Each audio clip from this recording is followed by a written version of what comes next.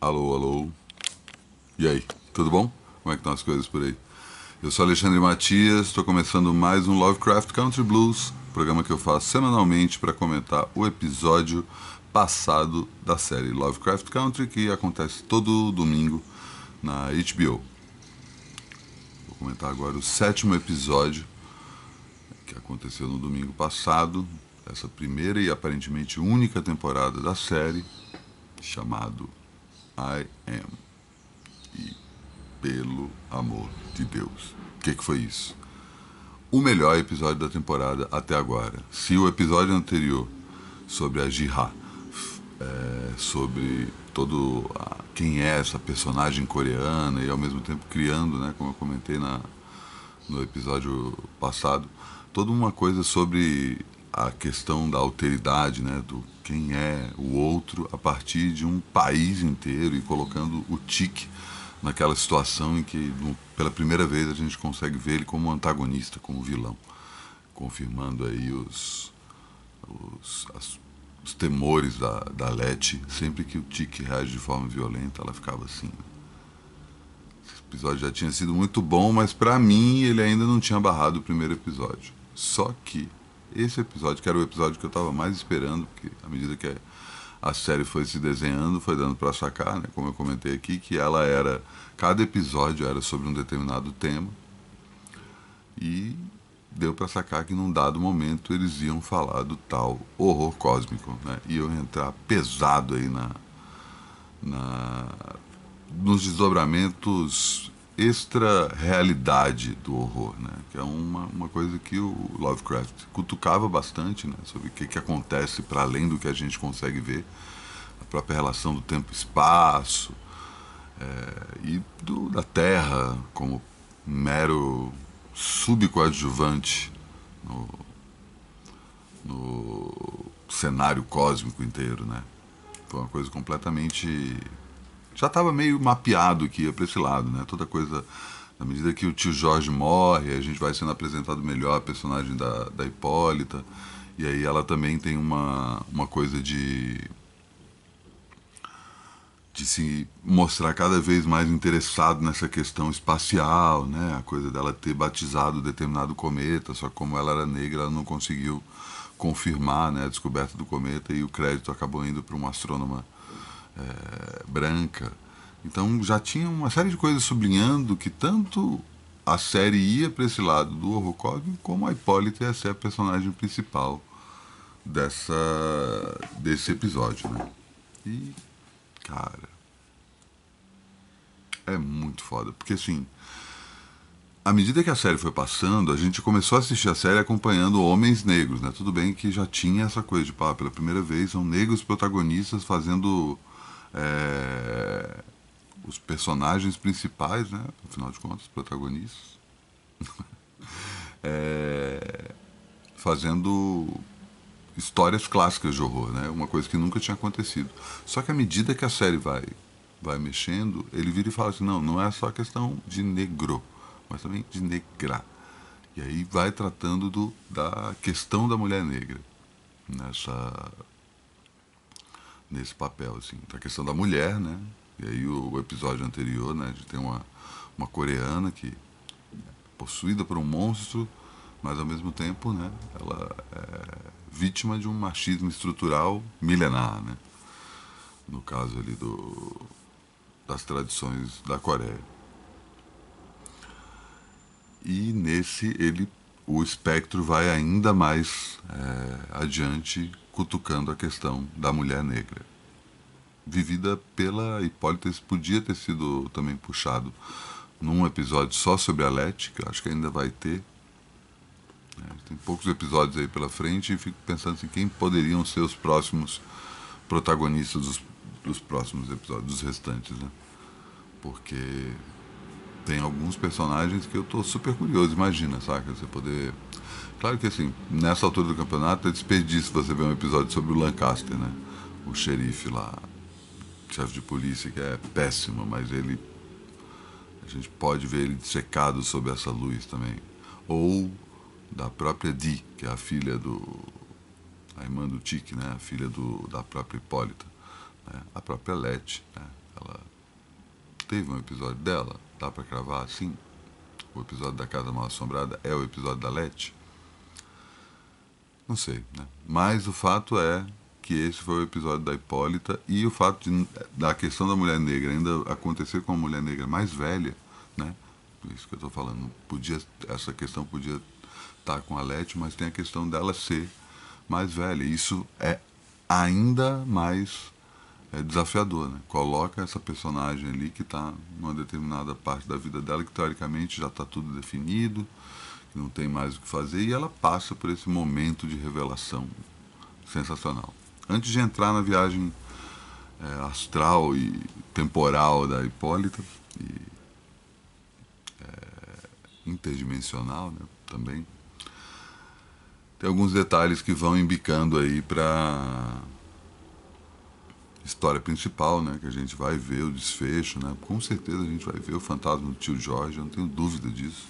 Não tenho dúvida disso. Ele vai aparecer num dado momento, e a minha curiosidade é como é que eles vão colocar, né? Porque como a série está sendo conduzida, dá para pensar que num determinado momento eles vão tirar o tio Jorge do chapéu assim, de um jeito que a gente não estava esperando. Não, pelo amor de Deus. Como esse próprio episódio do Espaço Cósmico, né? Do Terror Cósmico, aliás. Que é Espaço Cósmico.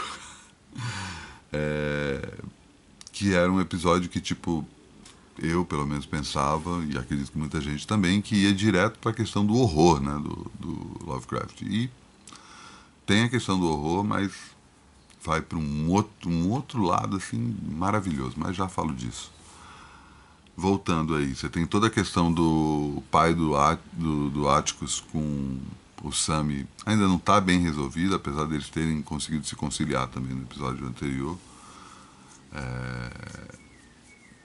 Tem uma questão que o Monrose, né, que é o pai do Chick, ele ainda não aceita direito, né, a homossexualidade dele.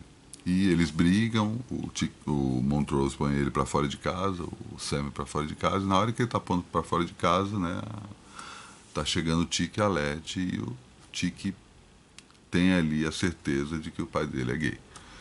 Só que eu tô falando aí de uma série que acontece nos anos 50, e vem todo o preconceito do próprio Chick, né, ver o pai de uma forma menor pelo fato de ser gay, né, pejorativa, depreciativa. Tem toda uma questão do Chick lembrando das surras que ele tomava do pai, que o pai dele falando que ele não pode ser mole, que ele tem que ser durão, né, e surras que refletiam as surras que o pai dele dava, né, então já é uma coisa que passa de geração em geração para reprimir sentimentos mais sensíveis, né. O próprio Chick se vê confrontado com isso, mas ele não consegue ir além, assim, né? É bem massa, assim, essa encruzilhada que ele é colocado, assim, porque ele não é um cara tão progressista, assim. Estamos nos anos 50, né? Uma coisa que está caminhando, né? Não dá para você querer um cara que tem uma mentalidade completamente desconstruída. E, pô, o jeito que o próprio Chick reage quando vê o pai dele ali não é uma coisa tipo, descobri, saca? Tipo, pelo amor de Deus, quem que você é? É bem pesado. A Letty tem um sonho em que ela acha que está grávida, e ao mesmo tempo, durante o episódio, vão aparecendo outras coisas. Ela gosta de alho e ela começa a passar mal quando sente gosto de alho, né? Começa a sentir enjoo. Então dá a entender que ela está grávida do Chick, o que quer dizer que de alguma forma ela tem o sangue da família lá da seita do segundo episódio, né? Esqueci o nome agora do sobrenome lá da Cristina e do Willie. Então também essa questão da própria Cristina, né? Outro ponto importante do episódio. E aí só para concluir essa história da Letty também, né? Já tô pulando. O fato de ela carregar o herdeiro daquela linhagem transforma ela numa personagem importante nesse desenho místico aí. Do mesmo jeito que o Chick pode ser usado, ela também pode ser usada, ou ela pode usar, né? A gente vai ver isso aí caminhando. Eu tô com um livro do Lovecraft Country, mas não tô com tempo para ler. Mas depois que o seriado acabar, eu acho que eu consigo ler e fazer as comparações entre o livro e a série, porque Tem muitas coisas que dizem que o livro é bem diferente. Estou super curioso para ler, inclusive. E aí tem a questão da Ruby com a Cristina, né? A gente descobre finalmente, né? A gente já tinha descoberto no episódio anterior que a Cristina e o William são a mesma pessoa e a gente descobre como é que isso acontece, né? Tem uma questão de mostrar o mecanismo por trás da magia, né? É bem foda. E ao mesmo tempo, né, a Ruby fica meio puta com isso, né? Eu descobri que ela tinha sido seduzida pela Cristina fantasiada de William e a Cristina manda uma também relacionada à homossexualidade, que as palavras eram minhas, os sentimentos eram meus. Então ela sente pela Ruby. O que no caso da Cristina, né, vamos levar aí com uma certa calma, né? Porque a gente sabe o quanto que ela maquiavélica para conseguir o que ela quer. Então, e se ela consegue chavecar a Ruby, ela consegue. A Ruby já se meteu numa enrascada por causa dela, né? Toda a questão do episódio anterior. Mas ela consegue, por exemplo, fazer com que a Ruby pegue algo, né, talvez o planetário lá, na casa da Letty. Planetário não, né? Aquele modelo de sistema solar, né? Aquele sistema solar paralelo, na casa da Letty. Que ela não pode entrar porque tem aquele campo de força da magia do terceiro episódio. Então, no terceiro não, né? Acontece no terceiro, mas é no quarto que ela não consegue entrar. Então, pode ser que essa relação das duas seja só a Cristina querendo usar a Ruby, mas também pode ser que chegue ali mais pro final, a gente tem uma reviravolta nos planos da Cristina, justamente porque ela sente algo pela Ruby. Isso pode ser bem interessante, tá? A série está mexendo bem com isso, é muito bom. E aí a gente vai para a viagem da Ruby. A Ruby consegue aí, a duras penas e quase por um acaso, fazer com que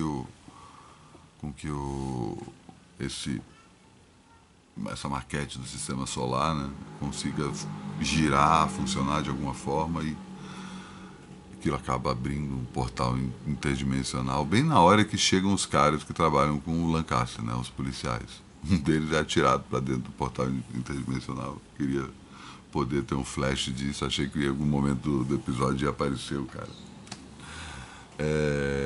Mas o lance é a viagem da própria Ruby, que cai nisso e ela vai cair nesse lugar tipo do futuro. E aí a gente começa a acompanhar umas coordenadas, né? Aparece na tela assim uma numeração que fica, dependendo inclusive de onde ela está, à medida que ela vai andando, a coordenada vai mudando. E aí diz respeito não só em relação à posição geográfica dela, quanto em relação ao tempo. E aí tem justamente essa coisa, né? Ela começa a viajar pelo espaço-tempo, não necessariamente para histórias que realmente aconteceram, mas para histórias que poderiam ter acontecido, talvez imaginadas, né? É muito bom isso, muito bom. Então, ela cai nesse lugar, que é uma espécie de um laboratório do futuro, em que ela é questionada em relação à própria liberdade, por uma personagem maravilhosa, que o crédito chama ela de Beyoncé, e C em francês, né, que é C, né? Beyoncé, sacou? Ela meio que puxa esse questionamento. E nisso ela é forçada a mostrar o que ela realmente quer. E ela, num surto qualquer, né, de pânico, né, colocado sob uma pressão, ela fala: eu queria dançar com a Josephine Baker. E aí ela vai para Paris, vai para o Moulin Rouge, e a Josephine Baker é uma personagem muito importante na história da Estados Unidos, né, e na história também da questão racial. Ela é a primeira negra a protagonizar um filme. Ela tem toda a questão dela com o Moulin Rouge. Ela também trabalhava com a resistência francesa, e depois ela vira uma das principais vozes durante a luta pelos direitos civis nos anos 60, assim. Baita personagem que a Ruby pode conhecer, né? E ela é transportada para esse lugar em que ela é uma dançarina no Moulin Rouge. Aí no começo ela tá ali desajeitada, porque como assim fui parar, mas E aí parece que ela vive ali num dado momento, até a Frida Kahlo aparece uma hora. Ela vive intensamente aquela época e começa a entrar em contato com o que ela realmente é.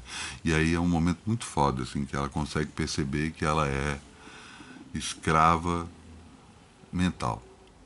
Né? Como o lugar da mulher negra foi criado como um lugar em que a mulher, que ela não possa ascender, que ela não possa sair desse lugar. Por mais que ela não seja uma escrava literal, como eram seus antepassados, com correntes, com senzala, ela trabalha nesse lugar em que ela não consegue sair. E aí depois ela tem toda a viagem dela, né? O episódio chama I Am, né? Eu sou, justamente por isso que ela começa a entender que ela pode ser quem ela quiser. E aí depois ela é transplantada por uma situação em que mistura tanto a guerra civil norte-americana quanto né, que dividiu o país pela questão racial e quanto as Amazonas, né? Então também é um lugar imaginário, né? As guerreiras lendárias que depois são dizimadas, mas ela vive aquele momento em que ela consegue. A gente não sabe que lugar é aquele, se aquele lugar realmente existe, se aquilo é nos Estados Unidos, se aquilo é na África, é feito de propósito para confundir. E aos poucos ali ela consegue perceber que ela é muito mais. Se antes, na viagem para Paris, ela percebe que ela é uma escrava mental, né? Nesse episódio ela consegue transcender isso simplesmente com a afirmação nessa segunda viagem, quando vai para essa guerra, em que ela é guerreira, uma guerreira de um exército só de mulher, né? Aparentemente a líder disso. E aí, novamente, ela vai, viaja, e nesse momento ela também se define pelo fato dela ser esposa do Jorge. E aí, mais uma vez, ela viaja e é confrontada com o próprio Jorge, como se o Jorge não tivesse morrido e a vida dela tivesse continuado, e ela começa a entender também que ela mesma se diminuiu para ficar do lado do Jorge. Né? A sociedade colocou na cabeça dela que o máximo que ela poderia ser era a coadjuvante da história de um homem. Né? Sendo que aí tem toda a história da Dee, né? Que é a filha dela, que sempre faz uma história em quadrinhos de uma super-heroína que viaja pelo espaço, com cabelo azul. E, e ela viaja mais uma vez para uma área fantasiosa, uma área inexistente, que é justamente o quadrinho. Cara, esse momento é maravilhoso. Porque assim, é a coisa de novo, né? Protagonismo negro de espaços que estavam frequentados apenas por brancos. Né? Então você vai para um futuro do passado, Jetsons, coisa mais anos 50 possível, a versão do futuro dos anos 50, exatamente como o quadrinho da filha da Hipólita desenhava. Ela e o George com aqueles capacetes, aquelas redomas de vidro. E a nave parece o carro dela, saca? É muito foda, é muito foda. E aí tem o discurso do Sam Ra, cara, que meio que resume o episódio. Ele fala exatamente desse lugar que o negro foi colocado e ao mesmo tempo como ele pode transcender isso, cara. E o Sam Ra, né, pra quem não sabe, um jazzista, fudido, músico de outro planeta. Ele dizia que vinha de Saturno, né? Tem toda uma questão, o afrofuturismo, né, que também embrenhado aí intensamente nesse episódio. É um dos principais personagens do afrofuturismo, dessa coisa de pensar o futuro com negros, né? O futuro tendo os negros conseguiram ultrapassar todos os reveses e continuaram vivos e ao mesmo tempo todas as analogias que a ficção científica pode fazer em relação à questão negra, né? Que tipo, toda a questão da consciência da inteligência artificial tem a ver com a condição escrava, né, do negro sendo colocado como um objeto, né, vendido. Né, e aí tem toda uma questão, eu sou um indivíduo, que está intrinsecamente ligado aí a esse episódio. Ou o fato dos primeiros seres abduzidos por uma tecnologia de altíssimo de altíssima...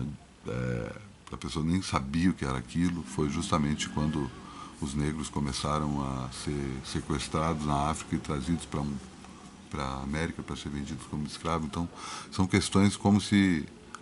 o Sam Raimi, inclusive, advogava muito isso, né? Como se toda a condição negra já tivesse... A ficção científica já abordasse a condição negra sem necessariamente falar disso, né?